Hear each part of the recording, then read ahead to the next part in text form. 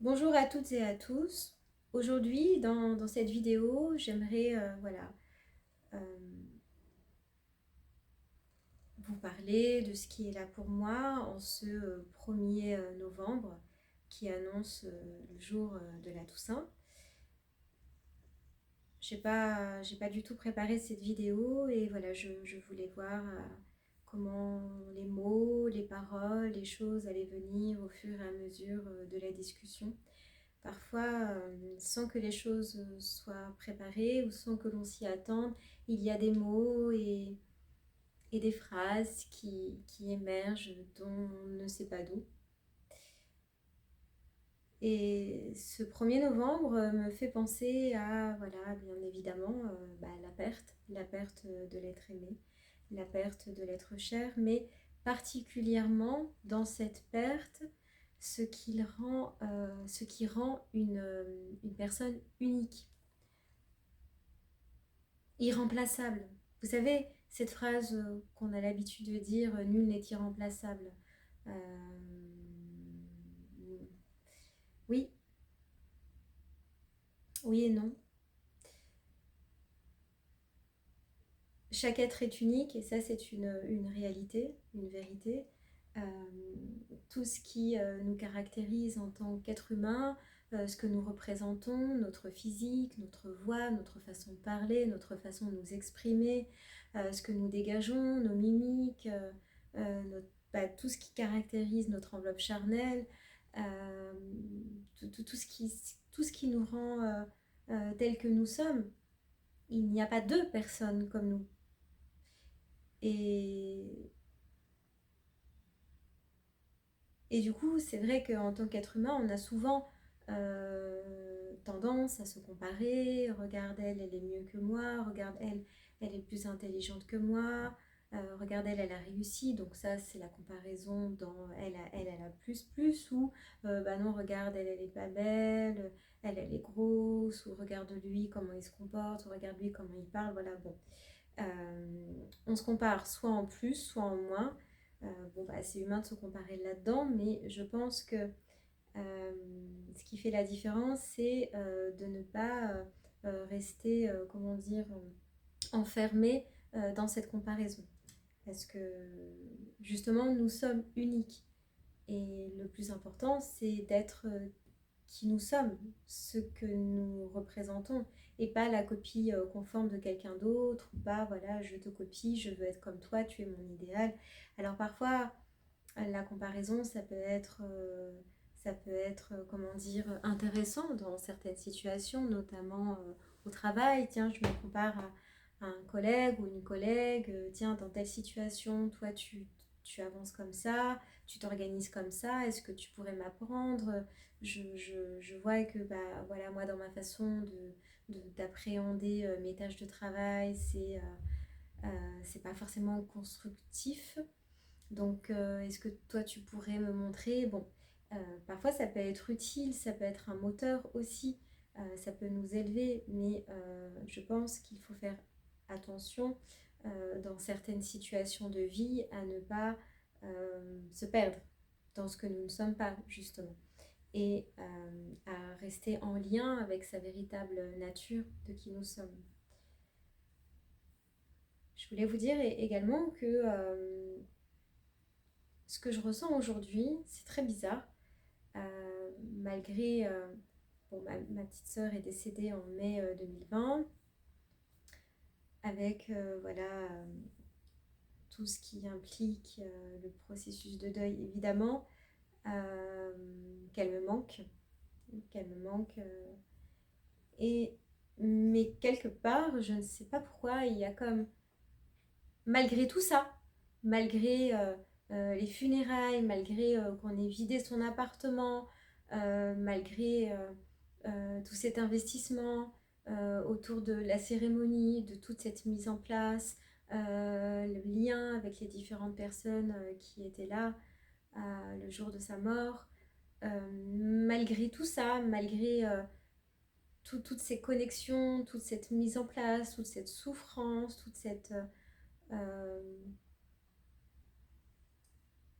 oui, toutes ces différentes situations qui ont existé et qu'on a traversées, que j'ai traversées, j'ai l'impression qu'elle est toujours là.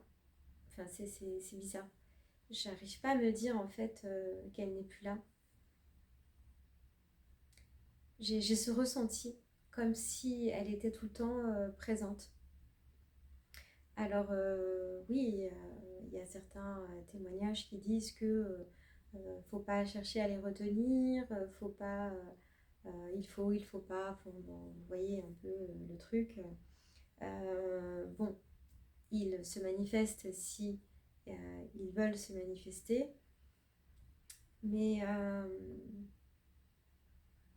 je sais pas comment expliquer. J'ai l'impression que cette présence, sa présence alors pas tout le temps à mes côtés, mais en tout cas qu'elle est là. Pourtant, j'ai sa photo sur mon étagère, je lui parle régulièrement, mais je sais pas, j'ai l'impression qu'elle est toujours là. Alors, c'est pas pathologique, hein, je vous rassure.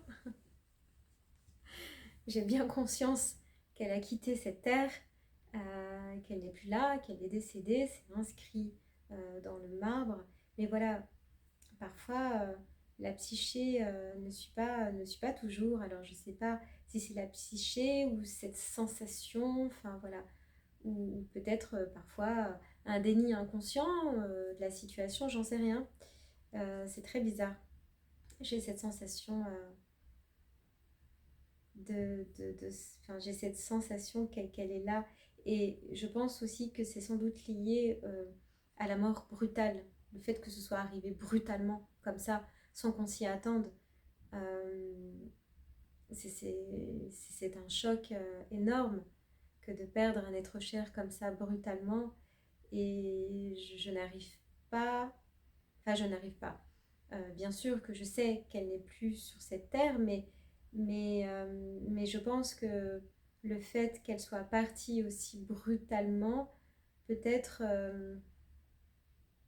il y a comme quelque chose de je n'y crois pas, ce n'est pas possible, mais qu'est-ce qu'on me raconte? Enfin voilà, le jour où on m'a annoncé qu'elle n'était plus là, enfin vous imaginez, la veille on est au téléphone ensemble et le lendemain plus rien, non, non, ça n'est pas envisageable, ça n'est pas entendable, ça n'est pas possible.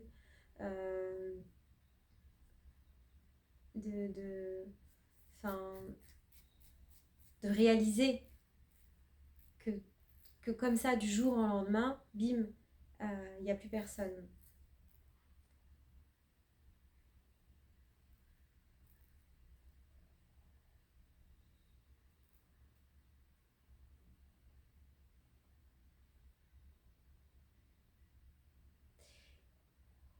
Et face justement à ces différentes pertes que j'ai connues dans mon existence, donc mon père que j'ai perdu lorsque je venais tout juste d'avoir 21 ans, ma mère,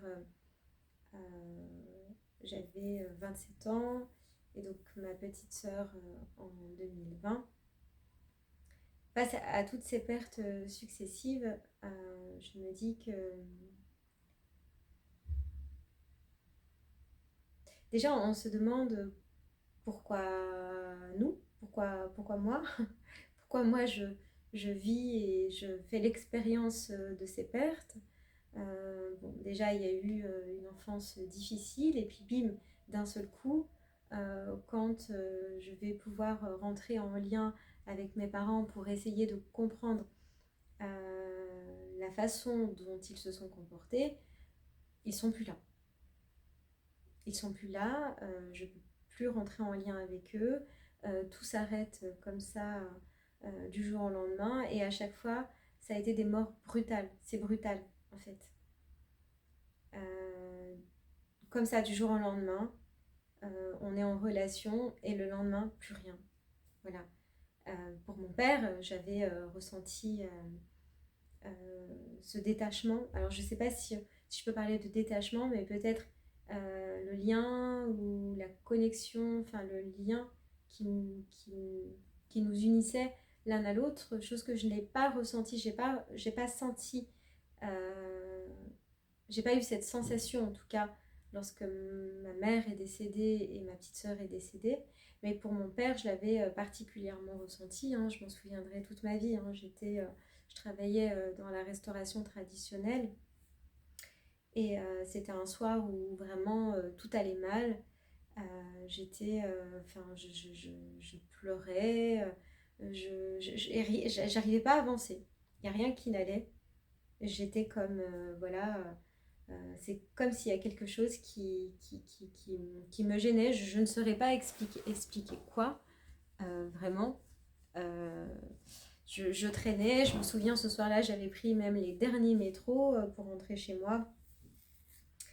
Et je pleurais tout le long du trajet. Enfin, c'était comme des pleurs de fatigue, d'agacement, de ras-le-bol un peu, je suis fatiguée, j'ai envie de dormir, j'en ai marre, enfin bref.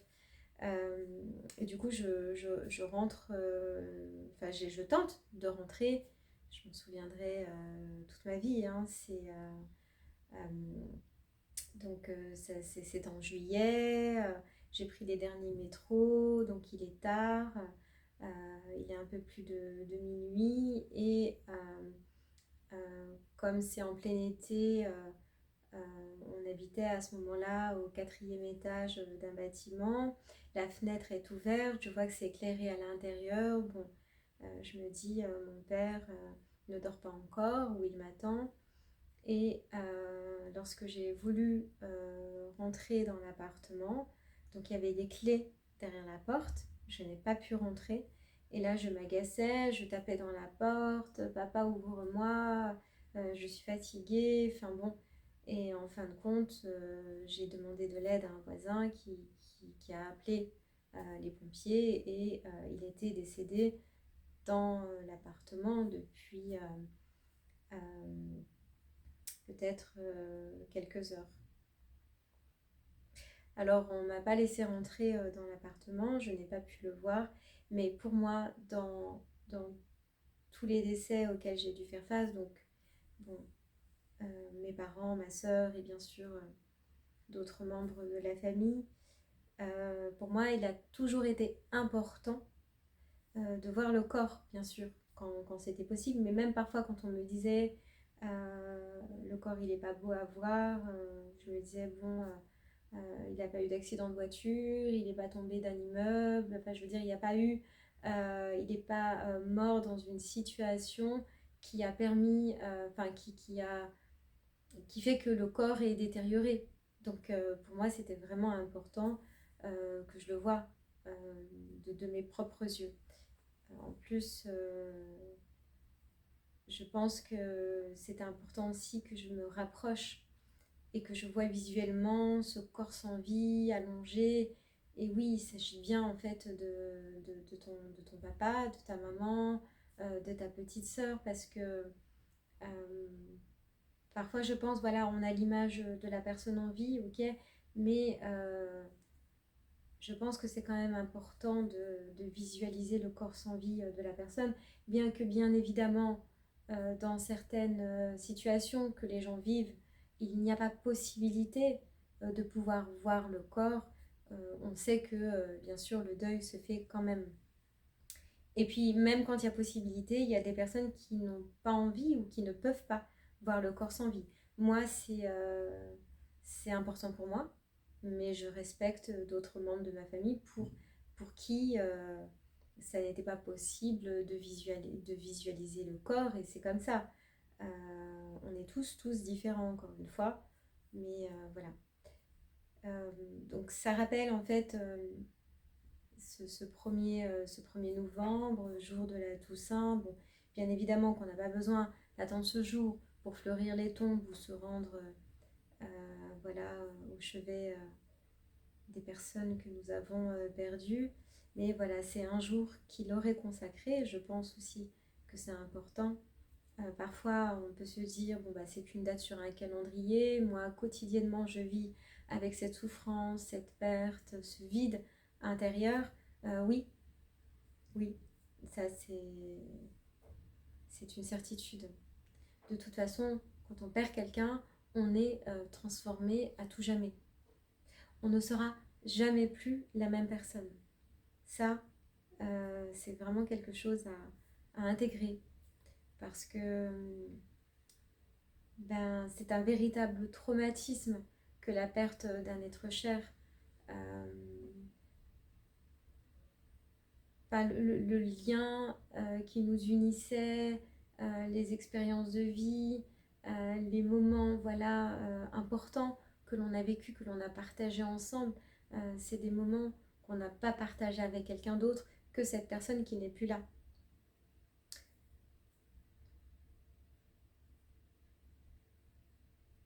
Mais ça pose question quand même de se dire pourquoi moi je vis ça, pourquoi moi je traverse ça. Euh, Encore une fois, ou des fois quand on pense que les choses vont s'arrêter, bim, la vie vous amène une autre épreuve. On dit que tout a un sens dans ce qui nous arrive, dans ce, enfin, dans ce que nous traversons. Euh, Quel est le sens finalement de ce que nous vivons, de ce que nous traversons? Qu'est-ce qui fait qu'on vit cette perte? Qu'est-ce qui fait que, voilà, je me disais, ma sœur est décédée à peine 33 ans. Qu'est-ce qui fait qu'elle est partie si tôt, si jeune, de cette façon? Parfois, quand on est dans la souffrance, quand on traverse la perte, c'est évidemment pas quelque chose que l'on peut entendre, hein. Je veux dire, vous venez de perdre quelqu'un, on vous dit oui, mais bon, les choses n'arrivent pas par hasard, il y a toujours un sens à ce qui se passe. Non, non, tu te tais, surtout tu te tais. Parfois, il vaut mieux se taire quand même, et même rester là tout simplement dans le silence. Moi, je sais que lorsque je venais de perdre ma sœur, j'avais pas forcément besoin d'entendre des choses ou qu'on me parle. Mais pour moi, ce qui était le plus important, c'est l'écoute. Parce que j'avais besoin de parler. Alors, pas au tout début. Je me suis beaucoup. J'avais beaucoup besoin d'être dans mon intériorité. Alors, ouais, on pourrait dire elle se renfermait sur elle-même, peut-être. Mais j'avais beaucoup besoin aussi de rester chez moi, de traverser cette souffrance. Je me souviens, j'écoutais une musique classique que j'ai découverte quand je constituais les dossiers pour l'organisation de la cérémonie et puis tous les organismes où il fallait résilier voilà, les abonnements. Quand j'ai appelé cet organisme, il y a un service juridique parfois, il y a certaines pompes funèbres qui vous mettent en lien ou qui vous donnent un dépliant. Il s'agit en fait de certains juristes qui sont à l'écoute, spécialisés justement dans tout ce qui est décès et tout ce que ça implique. Et la musique d'attente, c'était une musique classique. Alors, je me souviens plus le nom, mais je me souviens qu'en fait, elle me permettait de traverser, de ressentir ma douleur. Et, euh, et au décès de ma sœur, ce que je n'avais pas lorsque mes parents sont partis, bon déjà à l'âge que j'avais et le cheminement euh, que, que j'en avais, enfin l'expérience de la vie que j'en avais, et bon j'avais pas du tout travaillé sur moi à cette période et je me rends compte de la différence. Alors je compare pas, mais la façon dont je vis mon deuil. Alors bon, c'est ma petite sœur, donc c'est pas mes parents, j'ai pas le même âge, euh, mais surtout, je me suis autorisée à traverser cette souffrance pleinement, à parler de ma petite sœur, à parler de cette souffrance, à le montrer et ne pas faire comme si tout allait bien alors que ça ne va pas intérieurement. Je me suis vraiment donné la permission de vivre et de traverser ma douleur. Et si j'ai envie de pleurer, je pleure. Si j'ai envie de penser à elle, je pense à elle. Si j'ai envie de parler d'elle, je parle d'elle. Alors, c'est pas toujours possible dans mon entourage familial. Je sens bien que parfois c'est compliqué, ou peut-être parfois on peut penser oui, mais tu ressasses le passé, ou tu parles d'elle. Oui, mais moi je pense que c'est important de parler des personnes que nous avons perdues, euh, parce qu'ils ont réellement existé. Et pour moi, le fait qu'on ne veuille pas en parler, c'est comme si on faisait table rase d'une personne qui a compté cher à mon cœur et qui n'est plus là aujourd'hui. Donc après, je pense qu'il ne faut pas leur en vouloir, c'est leur façon à eux de traverser leur deuil. Et justement, ce qui est intéressant aussi, c'est que ça met aussi le doigt, ou en tout cas ça met en lumière plutôt, euh, de là où ils en sont aussi intérieurement et de comment ils ont cheminé. Parce que je pense que c'est quand même important quand on a eu euh, une enfance très difficile, d'avoir été accompagné par un thérapeute qui nous a permis de guérir et de se libérer de certaines blessures. Parce que, par exemple, moi, je me suis rendu compte que après la mort de ma petite sœur, il y a beaucoup de choses qui sont remontées à la surface, des choses qu'elle avait vécues, qu'on avait vécues ensemble, que j'avais vécues dans notre enfance. Parce que voilà, bon, c'est ma petite sœur que j'ai perdue, donc le lien est évidemment différent de si on perd un conjoint, une conjointe, un enfant, un parent, un grand-parent, voilà. Euh, et je pense aussi, il y a quelque chose qui me vient, il ne faut pas aussi minimiser quand on perd un grand-parent. Bon, on sait que c'est dans l'ordre des choses, puisque moi, des fois, j'avais tendance à le faire. Quand une personne me disait, oui, mais moi, j'ai perdu mes parents, et tout de suite, je disais, oui, mais ton père, il avait quel âge, ou ta mère, elle avait quel âge? Bah, elle avait 90 ans, bon, bah, ça va, elle a bien vécu. Bah, non, en fait, je sais que parfois, je pouvais tenir ce discours. Évidemment, encore une fois, il ne s'agit pas de comparer entre un enfant, la perte d'un enfant et la perte d'un grand-parent, mais il y a quand même une histoire, il y a quand même un vécu, il y a quand même une expérience de vie, il y a quand même, voilà, c'est pas rien de vivre une vie, de cheminer chaque jour suivant la situation dans laquelle on se trouve, de rentrer en relation avec les gens qu'on aime. Moi, je trouve que les relations humaines sont pas si simples, hein, en fonction de nous, de qui nous sommes, de notre expérience de vie, de ce sur quoi on s'est construit, de l'environnement où nous avons évolué, où nous avons grandi, pour peu qu'on ait une culture différente. Donc on a nos propres croyances, notre propre vision des choses, notre propre vérité, et qui n'est pas forcément la même vision, la vérité d'en face. Et c'est vraiment deux mondes, deux univers qui se rencontrent. Donc développer l'écoute, une véritable écoute, l'écoute de l'autre, en essayant bien évidemment du mieux qu'on peut de se distancier de ces schémas internes. C'est pas toujours facile, hein. Moi personnellement j'y arrive pas tout le temps, hein. Et quand j'y arrive, c'est déjà je me félicite de ça. Mais voilà, c'est un travail, je pense, que d'être à l'écoute et de ne pas voilà, laisser ses croyances prendre le dessus sur ce que la personne en face nous dit, parce qu'on parle toujours à partir de notre être, de nos émotions, de nos sentiments, de notre ressenti, de notre expérience de vie, de nos croyances, enfin voilà, et de nos croyances. Parfois, des croyances qui ne sont pas forcément aussi les nôtres, mais parce qu'on va regarder en boucle les informations, parce qu'on a grandi dans un environnement où on nous répétait tout le temps, tout le temps, tout le temps, tout le temps la même chose, on a fini par penser que c'était ça la vie, ou je sais pas, ce qu'on devait vivre, expérimenter. D'où l'importance parfois de faire ce travail d'introspection, parfois d'aller se balader dans la nature seule, d'être en lien avec soi et de, voilà, qui suis-je, quelles sont mes aspirations, quelles sont mes valeurs, qu'est-ce que j'ai envie, qu'est-ce qui m'anime intérieurement, qu'est-ce qui me porte au-delà de nos parents, au-delà de l'éducation que j'ai reçue, au-delà de ce que ma famille pense, dit, veut pour moi.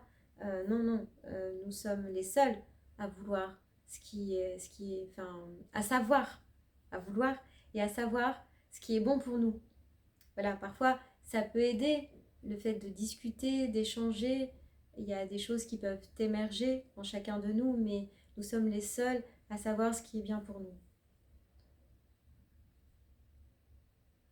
Moi, pour ma part, ma reprise d'études universitaires était vraiment très importante pour moi, euh, dans le sens où j'ai pas pu entreprendre un parcours d'études. J'avais 2-3 ans de retard à l'école en primaire, collège, lycée. Donc j'ai dû rattraper 3 ans de retard. Je n'ai jamais été dans le cycle général et pour moi, reprendre mes études, c'était vraiment quelque chose de très important et de très gratifiant aussi pour moi quand justement l'entourage me disait mais attends, reprendre des études c'est compliqué, c'est pas donné à tout le monde, en plus tu vas faire ça en travaillant, est-ce que tu imagines, c'est quand même voilà, c'est pas tout le monde qui peut entreprendre un parcours d'études universitaires, hein. Donc essaye peut-être de faire quelque chose qui soit plus en relation avec ce que tu es capable de réussir ou ce que tu es capable de faire. Tu sais, des fois, hein, c'est pas, comment dire, mettre la barre très haute. Il faut parfois se mettre des objectifs qu'on est capable d'atteindre. Voilà, ça c'est... Je peux vous dire que c'est vraiment, et encore là je le dis de façon plus ou moins gentille, mais moi c'est dans mon travail, dans le cadre de mon travail, j'ai pu rencontrer des personnes qui s'occupaient justement de la reconversion professionnelle de certains agents, et c'est le discours qu'on me tenait. Vous êtes sûr que vous êtes en capacité de réussir ça, vous vous projetez sur plusieurs années, c'est pas tout le monde qui peut réussir des études universitaires, encore faut avoir le niveau, hein, déjà réussir la première année de licence c'est déjà le bout du bout, enfin oui, oui, oui. Et même si moi intérieurement je savais que j'avais comment dire, beaucoup de retard, mais ma motivation et mon élan et la croyance. Alors je ne sais pas si c'est la croyance que je savais que je pouvais réussir. En fait, j'avais conscience que ça allait être difficile pour moi, mais c'était comme un challenge personnel de me dire tu peux y arriver. Toi aussi, tu peux y arriver, t'es pas plus bête, tu peux apprendre, tu peux comprendre. Et c'est ce que j'ai fait. J'ai pas lâché. Ça a mis plusieurs années, parce qu'il a fallu que je passe l'équivalent du bac avant. Ça a mis plusieurs années, mais j'ai tenu. J'ai tenu et j'y suis allée. Et pourquoi je vous dis ça? Parce que euh, quand ma petite sœur est décédée, j'étais en plein partiel. J'étais en plein partiel et dans cette période, bah, je dormais plus, je mangeais plus. J'étais descendue à 42 kilos. En général, j'ai perdu 10 kilos.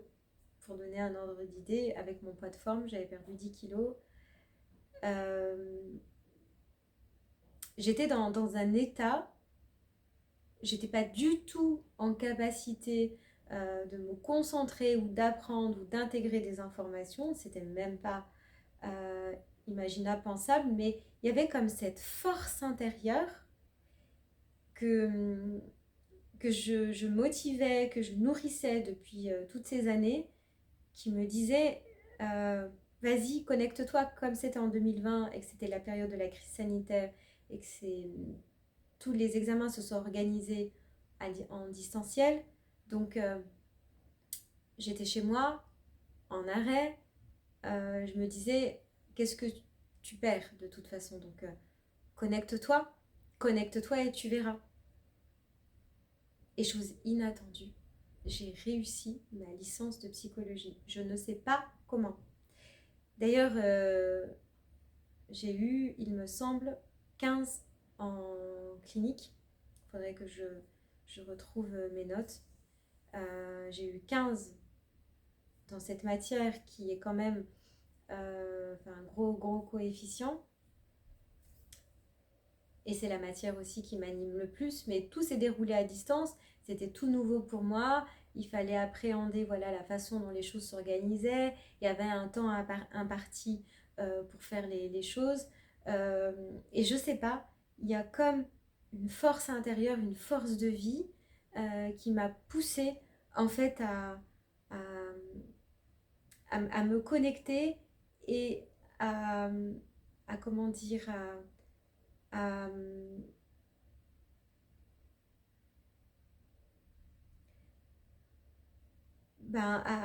à puiser dans le peu d'énergie qu'il me restait. Moi, je me préparais déjà pour les dossiers de la rentrée prochaine, c'est-à-dire euh, m'inscrire en troisième année de licence, puisque pour moi, c'était pas imaginable que je réussisse la licence. Et j'ai validé. J'ai validé à 10,75 de moyenne générale. Je me souviens, j'ai pleuré le jour où j'ai reçu les résultats. C'est, ça me reconnecte à cette émotion.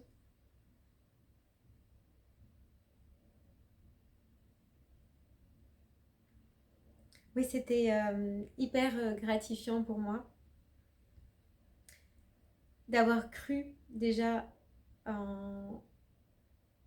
Enfin, je sais pas si c'était un rêve, mais en tout cas d'avoir cru en moi quand d'autres n'y croyaient pas.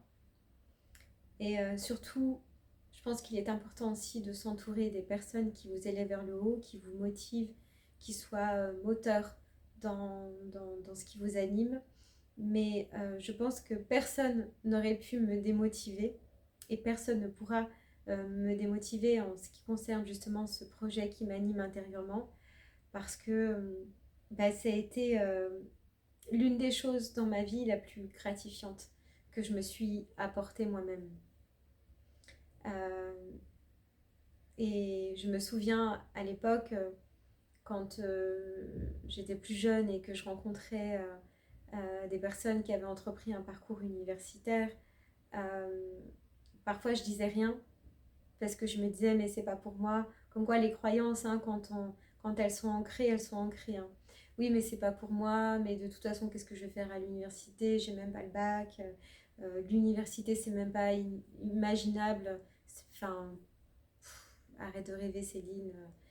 L'université, enfin je veux dire, t'as pas le niveau, ça va être compliqué. Comment tu peux, ne serait-ce que penser une seule seconde que tu puisses t'inscrire à la fac et encore pour faire quoi? Fais peut-être quelque chose qui soit peut-être le plus facile possible. Enfin bon, bref, je passe les détails, mais malgré tout ça et malgré parfois les personnes que je pouvais rencontrer à l'extérieur, vous ne pouvez pas imaginer la première fois que je me suis trouvée dans cet amphi pour l'inscription en licence de psychologie, j'ai ressenti corporellement que j'étais à ma place et que c'est là que je voulais être et que c'est ça que je voulais étudier, que c'est ça que je voulais faire. Devenir psychologue clinicienne et m'épanouir et poursuivre ces études du mieux que je peux en fonction de ce que je peux faire et de mon travail actuel aussi parce que pour des raisons financières, subvenir à ses besoins, évidemment, on ne peut pas tout lâcher comme ça du jour au lendemain, à moins qu'on ait énormément d'argent de côté qui nous permettent voilà, de se libérer du temps. Et c'est aussi ça qui m'a énormément fatiguée parce que ça vient puiser dans toutes mes énergies, mener un travail de front plus une licence de psychologie en distanciel. Bon, même si pour les partiels, on se... comment dire... les partiels se passaient en présentiel, hein, au même titre que les étudiants qui étaient à l'université. C'est simplement que les cours se passaient différemment puisqu'on n'avait pas les travaux dirigés. Voilà, mais j'ai eu beaucoup de chance dans ce parcours et, et j'aimerais poursuivre en master. Mais bon, voilà, j'ai tenté des dossiers et ça ne s'est pas avéré concluant. Aujourd'hui, je suis sur un projet de partir de la région où j'habite pour aller dans une autre région. Et je me dis qu'à ce moment-là, je poursuivrai ce qui me tient à cœur.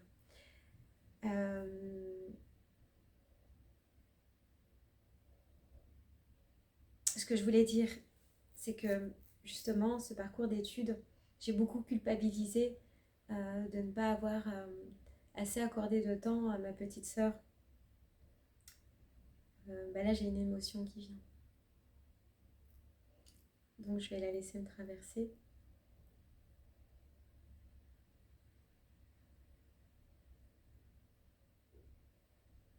En fait, j'avais cette notion de culpabilité de me dire, t'as pensé qu'à toi, t'as pensé qu'à tes études, ta petite sœur avait certainement besoin de toi, et toi, t'étais pas là pour elle, de ton travail, enfin, ta petite vie personnelle. Mais je sais qu'elle savait que c'était important pour moi, et que de toute façon, on a beau se culpabiliser, c'est pas nous qui décidons évidemment et heureusement de l'arrêt lorsque le cœur s'arrête de battre, lorsque c'est la fin pour l'être aimé, l'être que nous aimons. Mais je peux vous dire que j'ai longtemps culpabilisé de ça. J'ai longtemps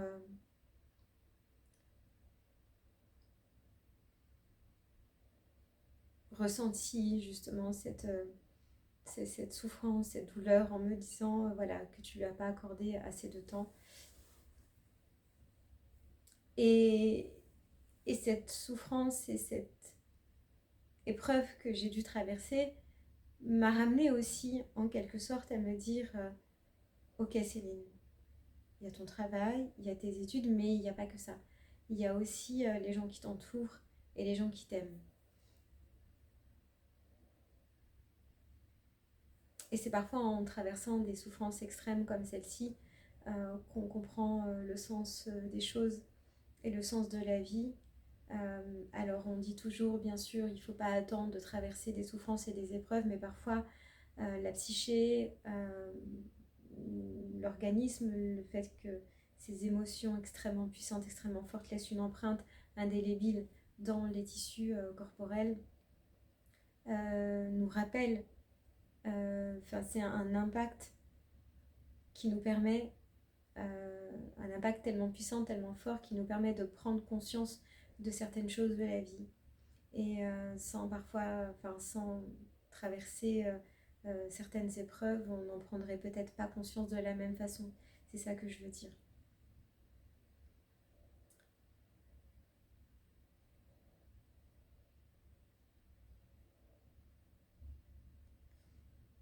Mm.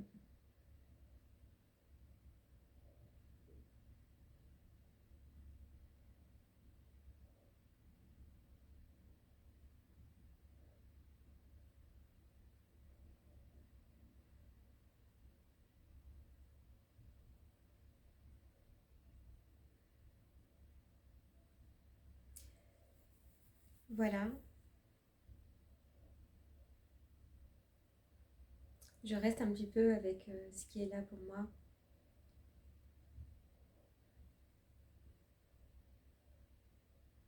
Parfois même rester dans le silence et avec ce qui se passe dans notre intériorité, c'est important aussi. D'accepter, d'accepter ce qui est, et parfois c'est pas possible d'accepter et c'est ok aussi, hein. On n'est pas dans le monde des bisounours ou dans le béni oui oui à toutes les sauces. On sait que c'est pas si simple, c'est pas si simple.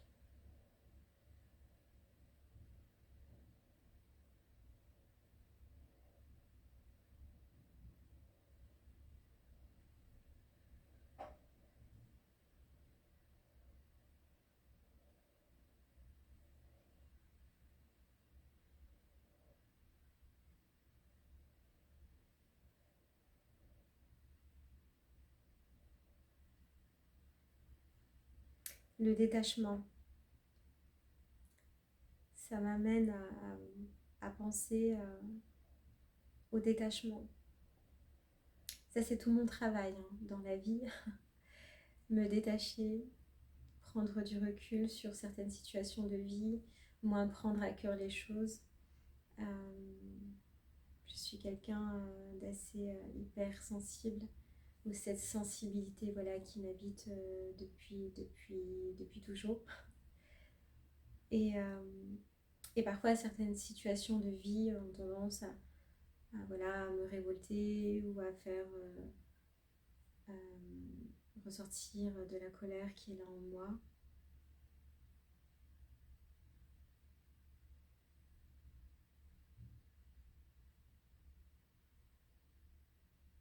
Mais je garde en l'esprit toute l'importance, évidemment, de laisser s'exprimer et s'extérioriser ces émotions qui sont là.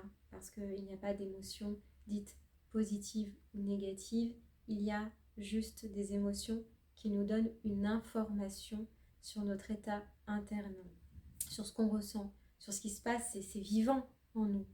Voilà, donc pourquoi on voudrait faire taire ces émotions, ce qui se passe, ou pour être voilà, conforme à ce qu'on attend de nous dans la société, dans le milieu professionnel. Bon, évidemment, on est parfois obligé de porter des masques sociaux pour continuer à fonctionner justement et interagir les uns avec les autres.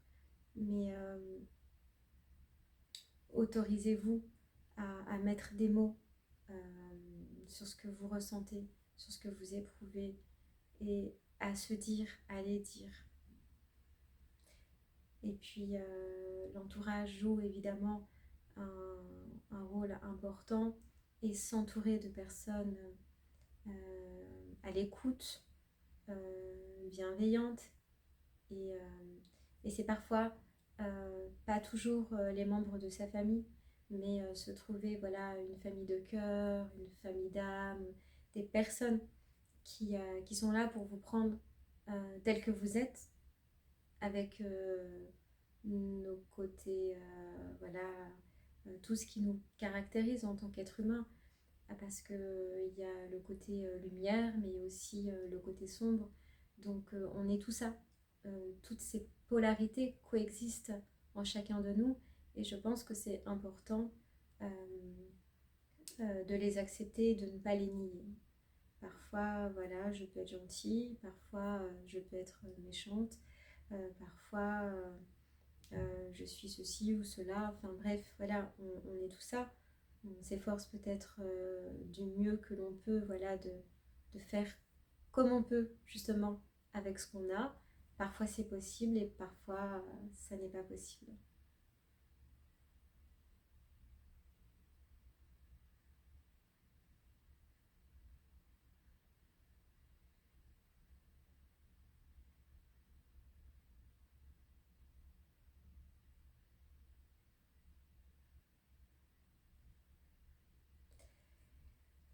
Voilà,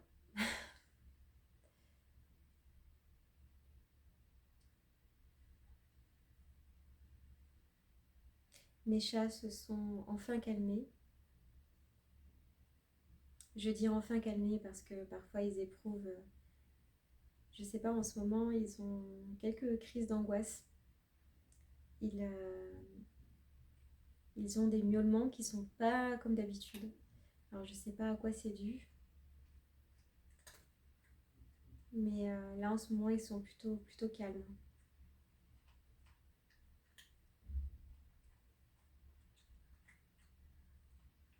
Bon, je sais pas comment c'est pour vous, comment vous vivez ce 1er novembre, comment, voilà, est-ce que vous avez perdu des personnes récemment, ou est-ce que ça fait déjà un certain temps, mais il y a certaines choses, voilà, qui remontent à la surface, et c'est sans arrêt des va-et-vient permanents, enfin permanents, euh, des va-et-vient.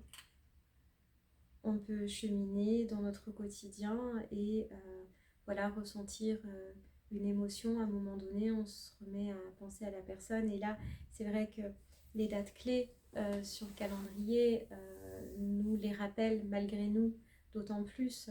Là, il y a la Toussaint, ensuite il va y avoir les fêtes de Noël, la nouvelle année qui débute, voilà, une troisième, une quatrième année, une cinquième année sans toi.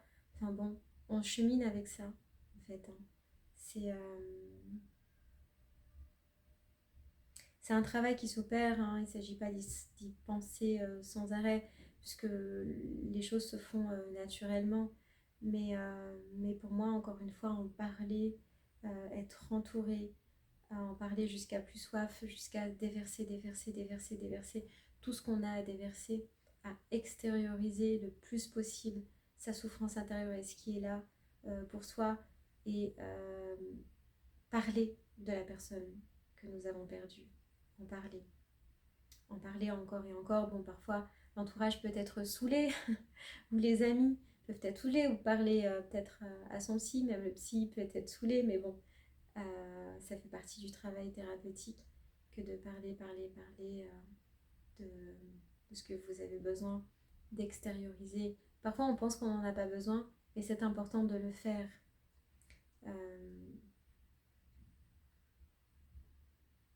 Pour pas garder ce poids, ces mots, ces dires, surtout si on a évolué dans un environnement où il n'y avait pas la place pour la parole, pour s'exprimer, pour s'extérioriser.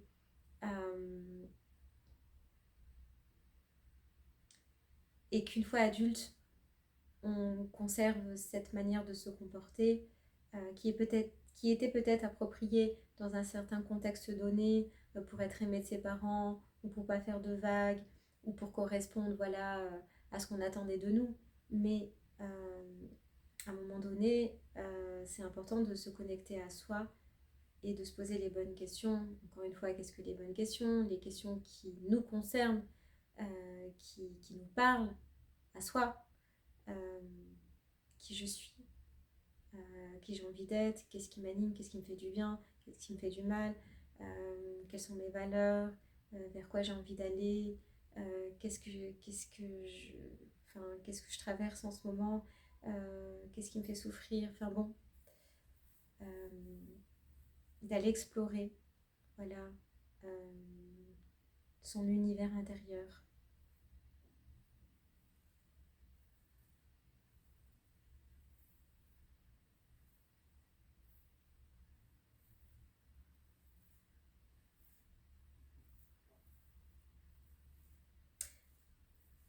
Bon, bah écoutez, je vais m'arrêter là.